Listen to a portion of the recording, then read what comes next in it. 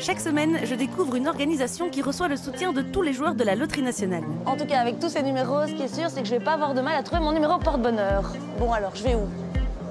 Ah, j'ai trouvé. Cette fois-ci, j'en apprends un peu plus sur Train World, d'une manière très spéciale. Ok, je pense que le Poudlard Express peut aller se cacher. J'ai jeté mon dévolu sur le 2, c'est le numéro porte-bonheur, j'en suis sûre. C'est bien le train Paul Delvaux? Oui, mademoiselle, soyez la bienvenue. Merci. Vous arrivez juste... attends. Bienvenue au Merci.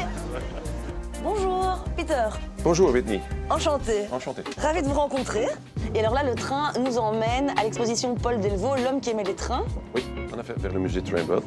Et c'est aussi grâce aux joueurs de la Loterie Nationale qu'on a pu réaliser cette fabuleuse expo temporaire qui se joue en effet dans la plus ancienne gare restaurée et gardée de la région bruxelloise. Tout un chacun qui voudrait visiter cette expo aura l'occasion d'embarquer dans ce train à l'effigie de Paul Delvaux.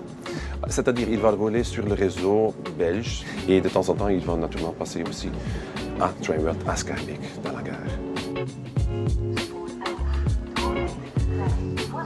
Au train, où vont les choses? Je sens que je vais en prendre plein la vue aujourd'hui.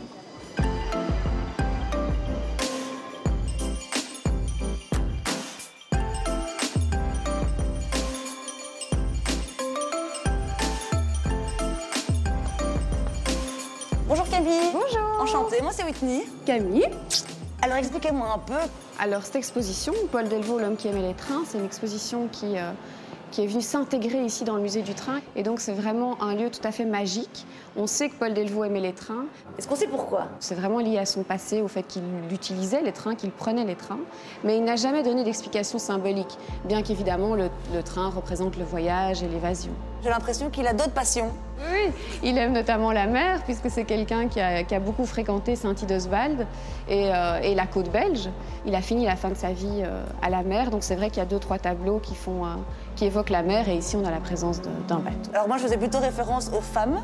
J'ai l'impression que les femmes et nues souvent sont souvent aussi dans ces tableaux. Absolument, et ça, les femmes nues, elles sont dans tous ces tableaux, c'est-à-dire que c'est vraiment le peintre de la femme. Et donc effectivement, elle apparaît dans tous ces tableaux. Ici, il y a une vingtaine de tableaux qui sont exposés dans la salle principale, et puis il y a 25 autres œuvres qui sont exposées dans une petite salle, et également des objets personnels de l'artiste qui montrent qu'il était véritablement un passionné des trains, parce qu'en fait, Paul Delvaux avait été nommé chef de gare d'honneur de la gare d'Ottigny-Louvain-la-Neuve. Oh là, c'est assez impressionnant en fait d'avoir ces œuvres ici. Puis ce sont des tableaux qui sont très grands. Paul Delvaux peignait des formats vraiment généreux. Donc dans un musée classique, sur un fond blanc, ils vont prendre une ampleur qui est très différente ici. Donc ça leur donne en fait une toute autre vie. Mais Camille, merci pour ce beau voyage. Merci à vous.